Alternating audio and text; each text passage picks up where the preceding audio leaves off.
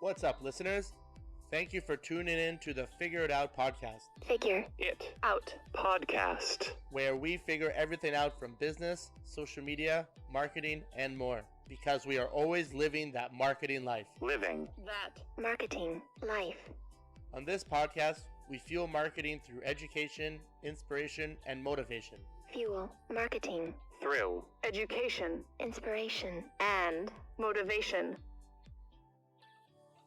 I am your host, Frank Ienzi. On today's episode, we have the founder of Dezan Social Media. Dezan Social Media is a fully loaded digital marketing agency. His agency takes the burden of social media, SEO, digital marketing, and so much more. With an office in London, Ontario, but living in Belle River, originally from New Liskeard, Ontario, which is a small town in Northern Ontario, his passion is to help small businesses grow online. He started digital marketing in 2016 and then started his own business in 2018. His passion includes wine, cats, and sports. Welcome to the Figure It Out podcast. Ladies and gentlemen, Jonathan Dezan. Hey everybody, how's it going? Thanks for having me. Tell us a little about you and what you do in your agency. I am the owner of Dezan Social Media. We are, as you said, a fully loaded digital marketing agency. I am the owner, but I also do a lot of the hands-on work as well. I started as just a social media agency because that's my specialty. Social media management and digital marketing. Google is kind of where I hang my hat. And then I have a team of people working on SEO, web design, graphic design, all that kind of stuff. So we've grown into a pretty big operation while staying pretty small at the same time. That sounds great that you guys are doing big things with a small group of people. Can you tell us how you got into digital marketing and where it all began? So back in 2016, I started a position, a company called the Warehouse Guys in London. Started there as a service manager for the hot tub department. Luckily for me, the owners there, Chris and Peter, very forward thinking in terms of what's coming down the road in business. So Peter came to me one day and he said, hey, this Facebook thing's gonna be kind of big. Of course, he was talking about business at that point because Facebook was already really big. So he actually found an agency in London that would take me on and train me. A couple days a week for a few months, I went there instead of to the Warehouse Guys and did training with an agency. When that was done, we kind of hit the ground running a bit with some Facebook and Instagram, and he's seen results immediately. So he pretty much said, hey, this is your new job. Find any courses you want to take online. We'll pay for them. We'll put you through them. So I spent the next 2 years just learning my craft from that one business. They also own a couple other businesses, so I did that as well. And just they gave me kind of free range to do my thing and take all these classes and course, hit the ground running from there. That's awesome that they helped you learn, this industry and look where it brought you today. Can you tell us the background of the transition of learning everything bit by bit? The training helped quite a bit. I'd hate to say it came naturally, but it kind of did. I grew up, my family owning businesses up in Northern Ontario, so I kind of already had the roots for small business. That, along with the encouragement from Peter and Chris, my bosses at the time, they just really kind of gave me the push and the drive to do it. And I think I've always been the kind of person that I like to see results. The best thing about social media for me was I could run this ad and automatically see like the results from it, conversions and link clicks and new page followers. So that kind of gave me a passion. And generally when I'm passionate about something, I kind of go all out on it. Man full of passion. Love it. So can you tell us a little bit how you learned SEO and started incorporating with your agency? That actually happened through, at the time I was still working full-time as a digital marketing for Warehouse Guys before I started my own agency. And what had happened there was we had fallen quite a bit in Google rankings because we decided to completely blow up our website and redo it. So that fell on somebody else to do because at that time I didn't have the experience with web design or my own agency. So when that happened and we dropped down, the owners obviously panicked because that wasn't good for us. So they again found an SEO agency that would train me, and they actually sent me there and had that agency train me into SEO. So when I started my own company in 2018, I was strictly social media. And then I decided, hey, listen, like why am I selling myself short when I know we can do all these other things? knowing that it's extremely time consuming, I decided I wasn't going to grow until I had the ability to hire people and bring people in. I never wanted to do half measures on either side of that. 2019 is when I decided to expand into fully loaded digital marketing. And that's when I brought in a team of people for SEO and a team of people for web design. So you started in 2018. Do you remember your first client? You're like, oh, this is it. This is happening. This is the first one. When I transitioned to my own business, I obviously kept Warehouse Guys as my foundation client. So my first client outside of there was actually a shawarma restaurant in London that me and my wife would always go to. So we got to know the owner pretty well, and this was late 2017. So the owner one day said, "Hey, what do you do?" So I told him I did social media. And he said, "Oh man, I'm having a really hard time with mine. Would you look at my account and tell me what I can do better?" So I grabbed his phone.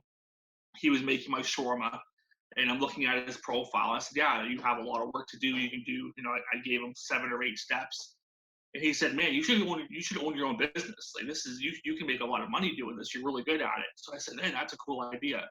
So I figured it would be this huge process to own a business, and I went and did some research on it, and it ended up being pretty simple to get a business license in Ontario. I got the license, and I went to this guy after I got it, and I said, "Hey, I got a license now. Do you want to hire me?" And he's like, "I'll get back to you." About 6 months later, he actually got a hold of me and said, "Let's do this." So he was my first client. Still have him to this day. He's a great client. It was actually a shawarma restaurant that gave me the idea to start my own business. That's a pretty cool story. Does he give you like free shawarmas or anything? He hooks me up. He's pretty good to me, so I can't complain. That's awesome.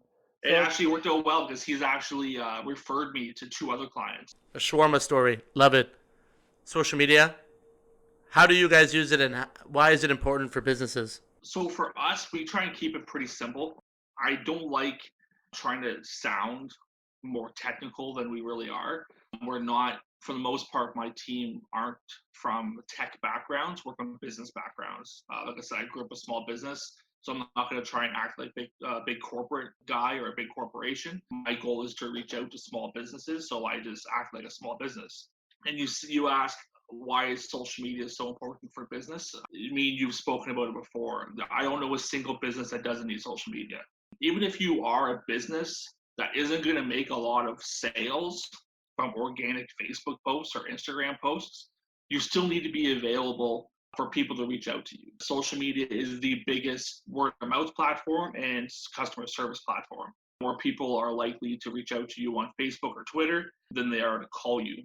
So I have clients now who don't really do much in terms of organic sales from Facebook. We still do ads in terms of organic posts. It's just to kind of keep people educated, keep people having, a bit of a fun time, but it's there for customer service.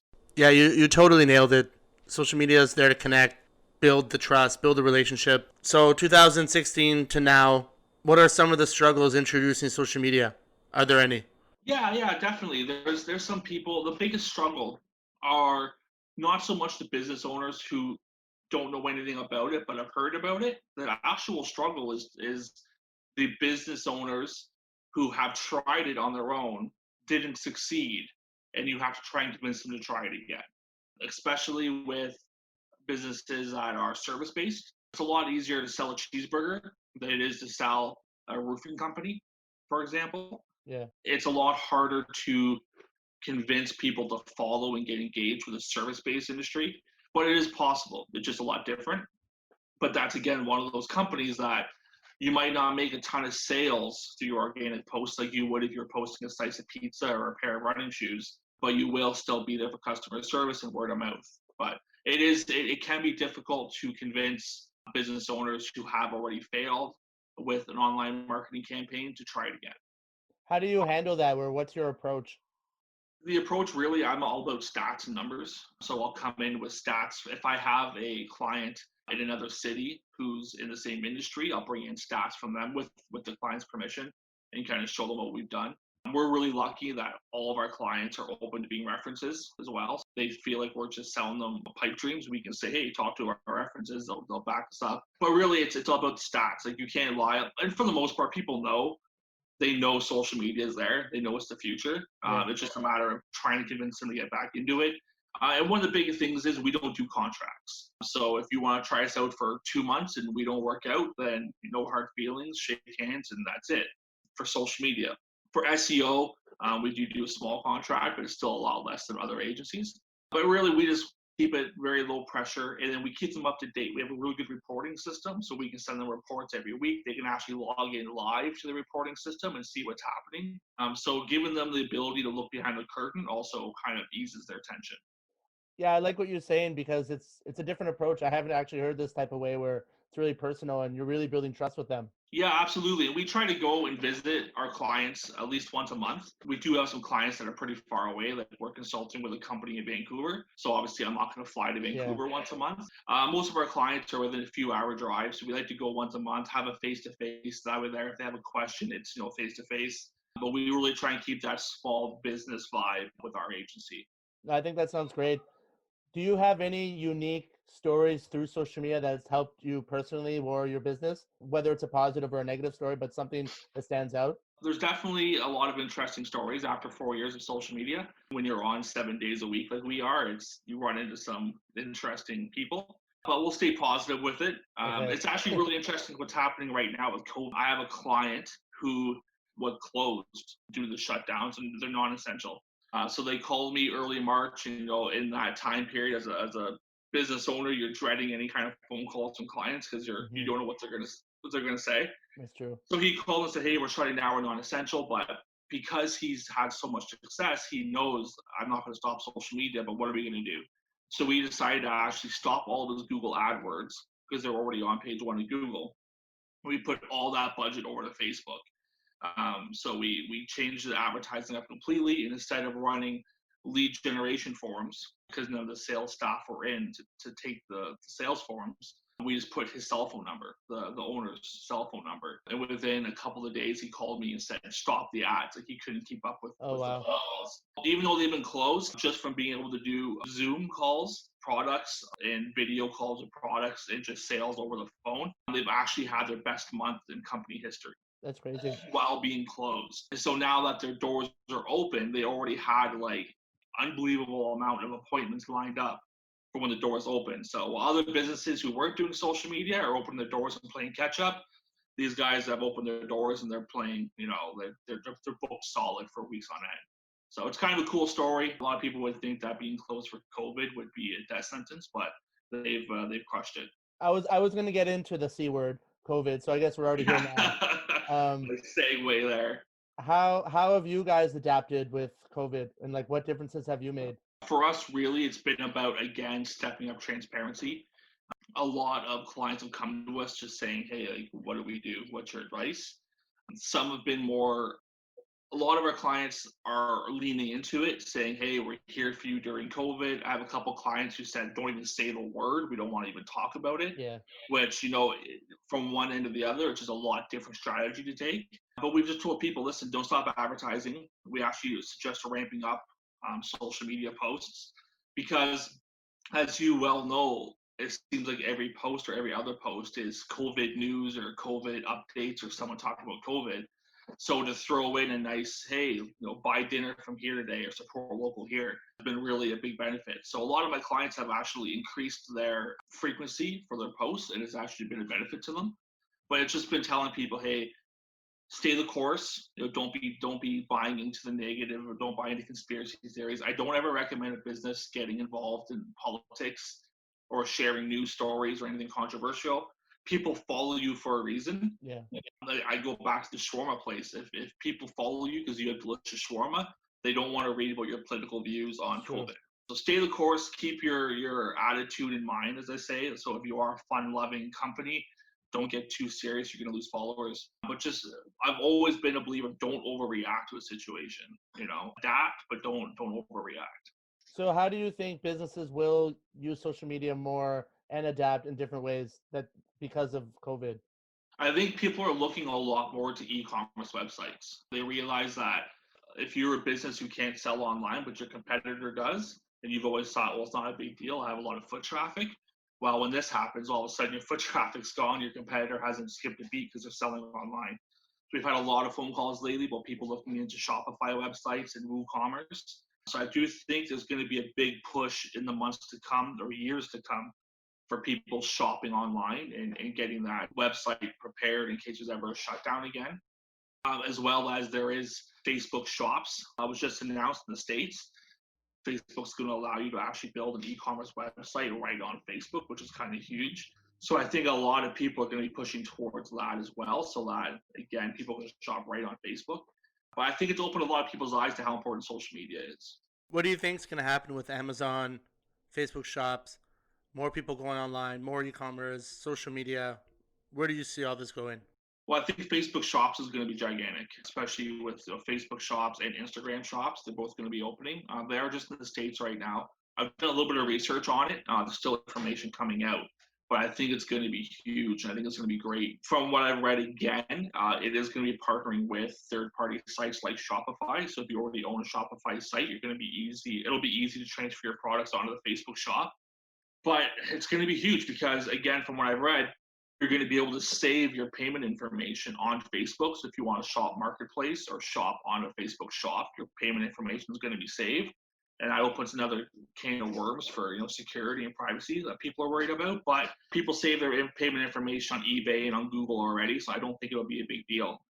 But it's going to allow businesses to say, here's a picture and buy it now. They can easily click that and purchase it within 3 seconds. So instead of right now where you click a product, get rerouted to the website, there's a few extra steps in there. And as you know, every step is an opportunity for someone to back out. It's going to streamline the purchasing process, and I think it's going to be really big for online businesses. How do you think it's going to compete against Amazon? Well, anytime anybody competes against Amazon, that's a battle. Amazon's huge. Obviously, they know what they're doing. I don't know if it's going to be a huge problem for Facebook just because it's social media, right? So again, I think it's going to be great for small businesses. So let's say a store down the street sells a really cool, unique item.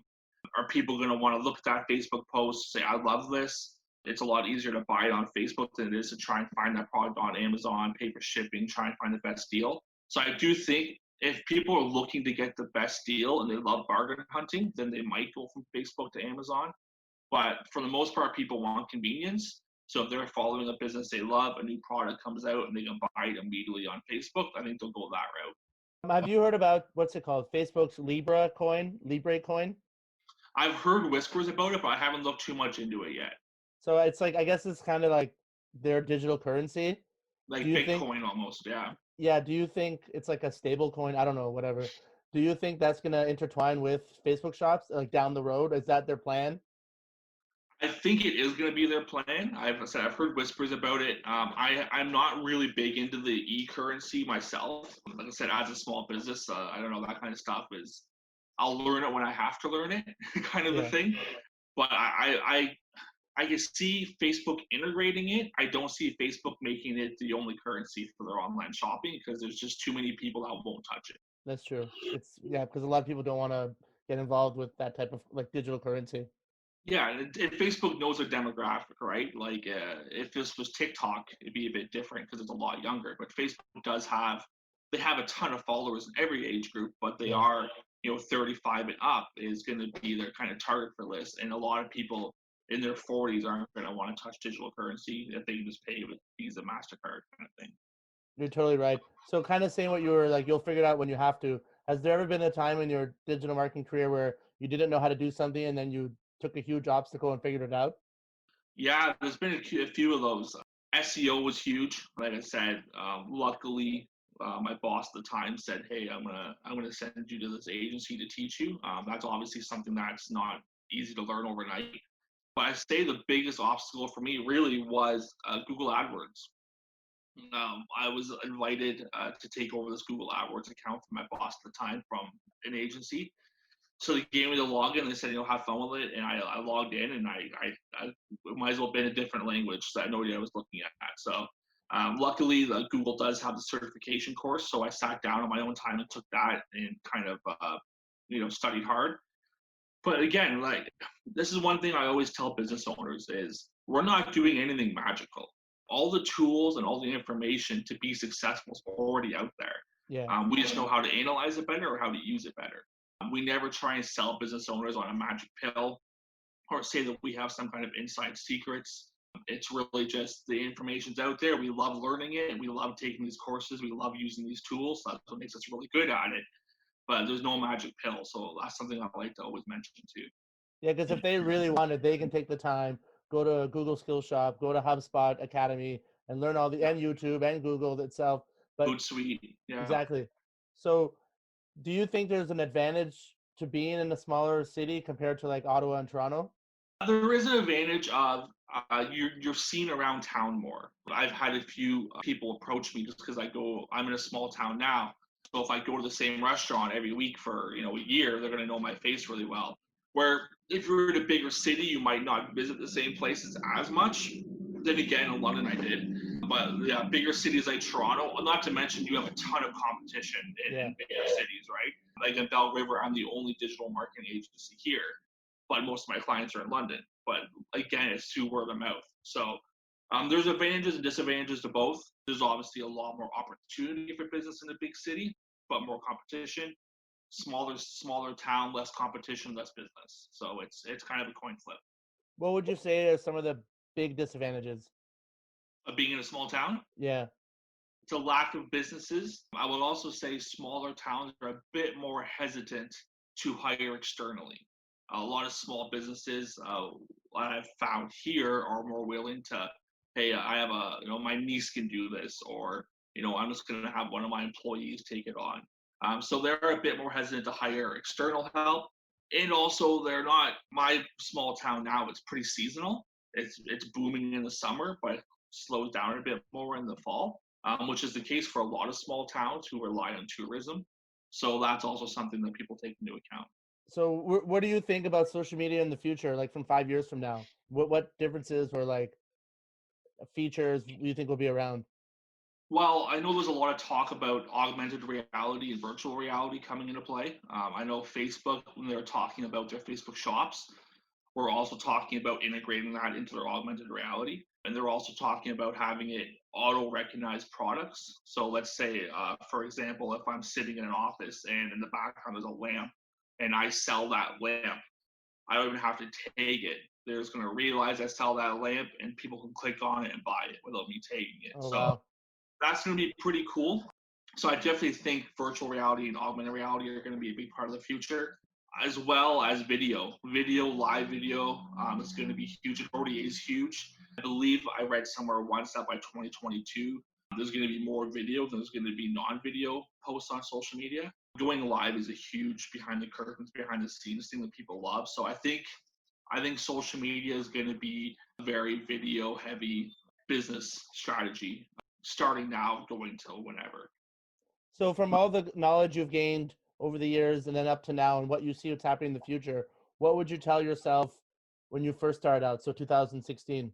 I think if I could have in 2016, I would have immediately started with SEO and web design in my agency instead of just starting off with social media. I definitely would have just dove in head first into the whole pool of digital marketing, I guess you could say. So I definitely would have did that, and I definitely would have told myself in 2016 to take some kind of videography course, because now knowing video is going to be huge. I would have definitely did some kind of classes or training back then when they were more available to learn more about videography. It's something we'll still do, but like I said, I just hire someone to do it because, I always believe in hiring your weaknesses.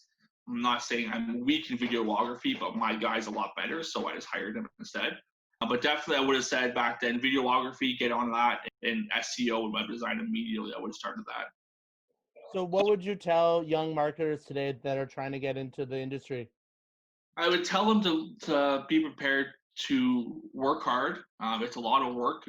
A lot of people come into it thinking that you just get to make a couple of Facebook posts a day and you're going to be successful. There's a lot more to that. Come in willing to learn. It's ever changing, right? So what you learn this year could be irrelevant next year. So you always have to be willing to stay on top of things and learn.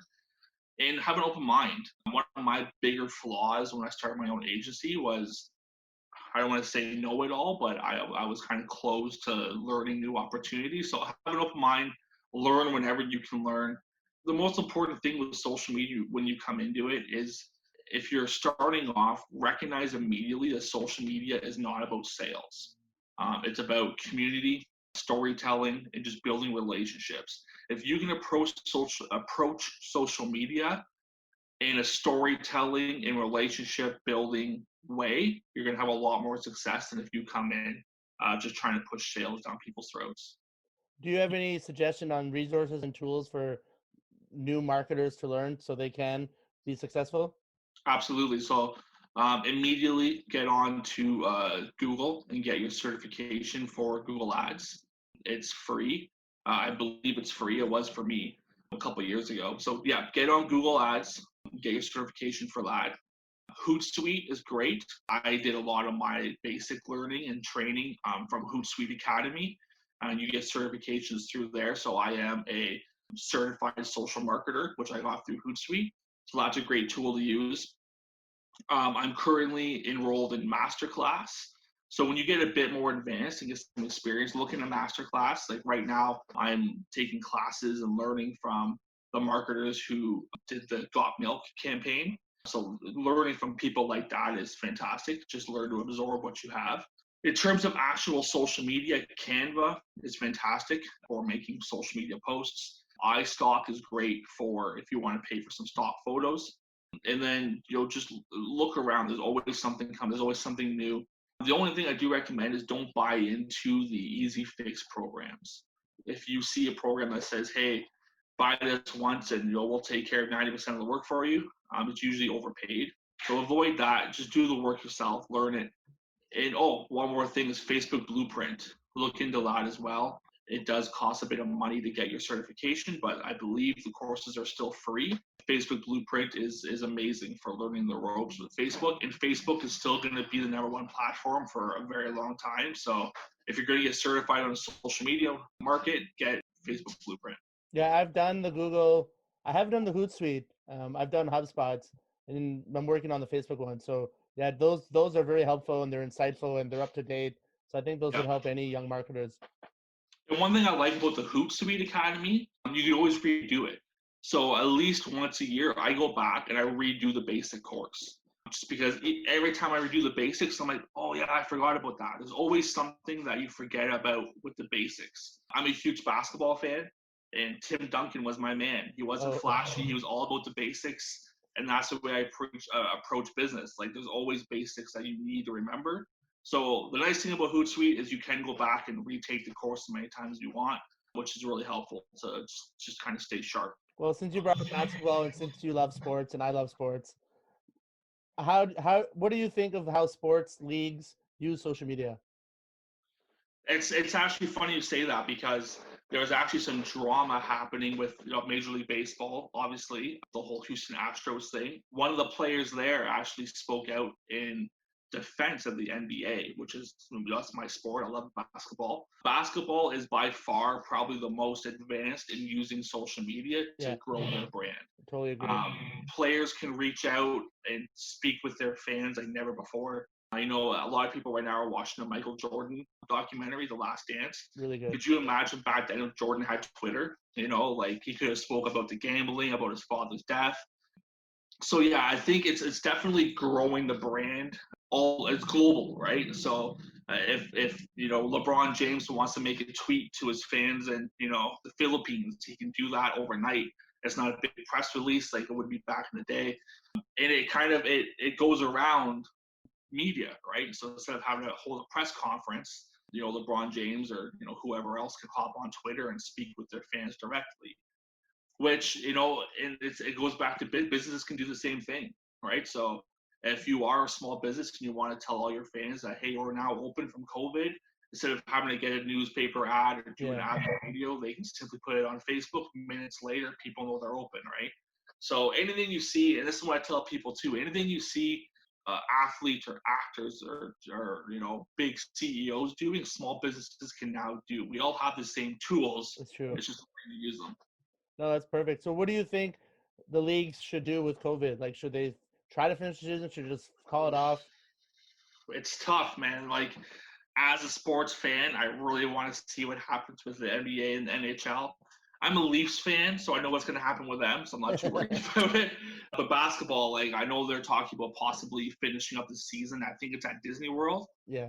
which would be really cool because I think that players are hungry to get back to playing. So if they do open up again, everybody's going to be healthy and hungry to win. So I think the competition level will be through the roof, which is always good. Do I think they should do it? I'm always on the side of safety. I don't know if they should do it. And of course, I'm a Raptors fan, so if they don't finish the season, then my Raptors are still the champions. But I don't know. I don't think it's going to come down to money, right? Yeah. Like the owners are probably looking to start making money again. So I think they probably will do it. I don't think they should. I think they should just cancel it till next year. I think money will hold out and they'll probably end up opening up again soon. I read today that they wanted, if they do go to Disneyland, it'd be kind of like an NBA marathon. Games would start at noon till night until the regular season's finished, which would be kind of awesome. And Since see, everyone's at home. as a guy who works from home, I would love that. I would sit here with my TV on basketball all day, and it would be amazing competition. I don't know what would happen, right? Would they allow audiences in? Would they have full staffing? I know it would be kind of weird if the whole tournament was to an empty stadium, but I don't know. It's gonna be interesting to see what happens. Whoever wins, though, they're just gonna have that asterisk anyways. Asterisks, right? Yeah. Like it's gonna be really weird.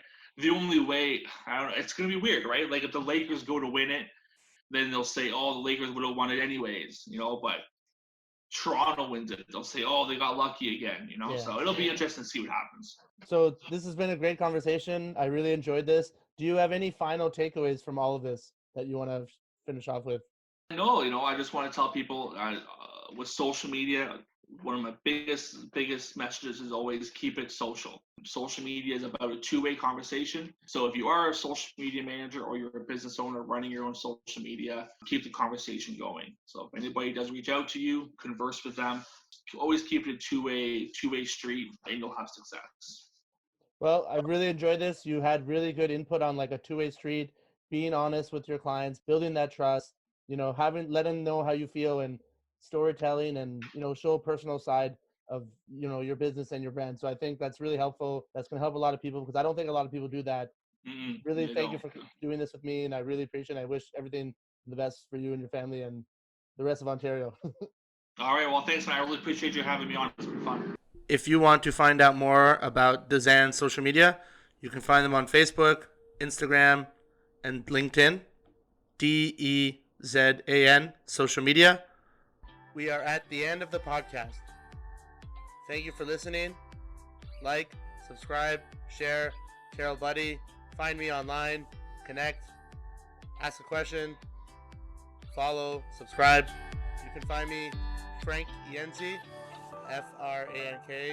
Frankienzi, Twitter, Facebook, Instagram, TikTok, Pinterest, YouTube. I'm there. Check out my website for daily blogs, frankienzi.com. So remember, figure it out. That's what we do on the Figure It Out podcast. Figure it out podcast. Where we figure everything out from business, social media, marketing, and more. Because we are always living that marketing life. Living that marketing life. On this podcast, we fuel marketing through education, inspiration, and motivation. Fuel marketing through education, inspiration, and motivation.